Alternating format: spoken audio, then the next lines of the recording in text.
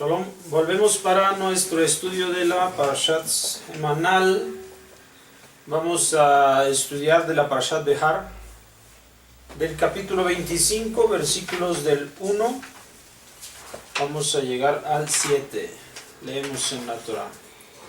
Adonai habló a Moshe en Har Sinai para decir: habla a los Bnei Israel y diles, cuando entren a la tierra que yo les entrego, la tierra guardará un Shabbat de cese por Adonai.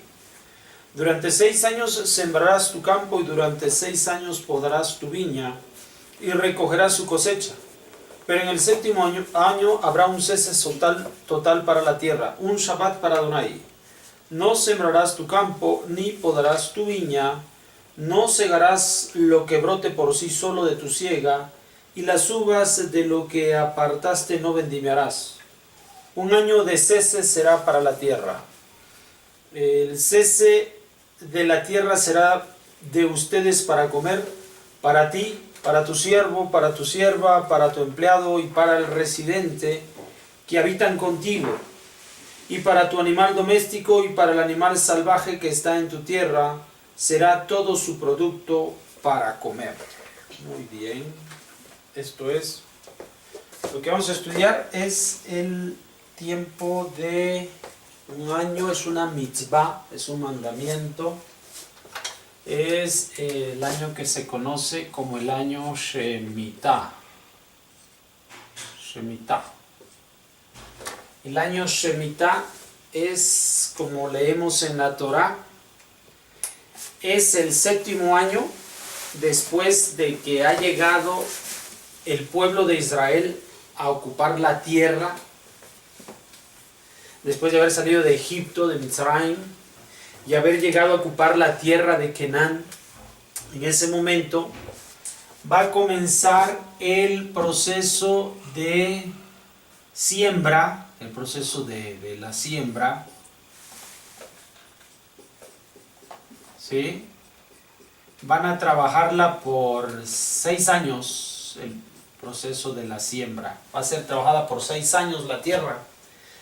Involucra arar la tierra, que significa levantarla, aflojarla para poder sembrar el producto que vas a colocar, de regar la tierra y de cuidarla, porque al lado crece mucha maleza, entonces hay que cuidarla. Todo esto es el trabajo de la agricultura. También ocurre con los árboles. Los árboles van a estar cargados de frutos y también implica regarlos, que haya agua fluyendo, que los riegue, limpiarle las ramas, cosechar el fruto. Durante 6 años se puede realizar esta labor. Durante 6 años se puede realizar esta labor una vez llegado a la tierra de Israel. El año en el que nosotros llegamos a la tierra de Israel es 2488 de la creación de Adam Arishon, y a partir de ahí vamos a establecer el conocimiento del año Shemitah.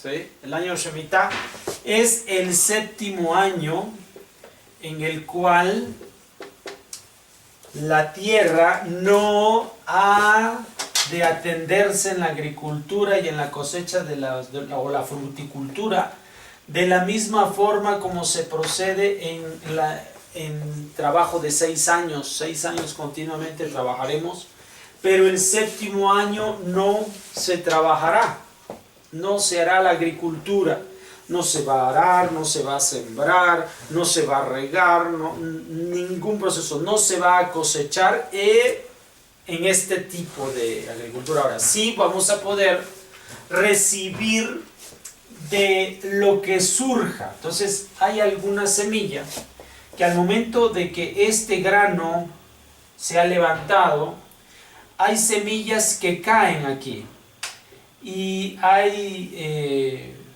animalitos, las aves, que también tiran su semilla. Entonces en el 7º año va a poder crecer algo de este fruto, obviamente no igual como este de el producto, la calidad del producto, no en ese sentido, pero también lo mismo los árboles van a poder producir en este séptimo año, pero esta producción va a ser espontánea, o sea, sin el cuidado del agricultor.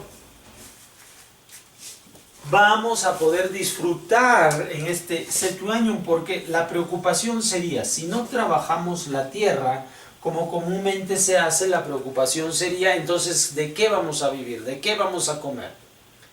Recuerde que estamos hablando del año 2488, hoy estamos viviendo en el año 5779. O sea, hay muchos años de diferencia. No es la vida aquí como es aquí.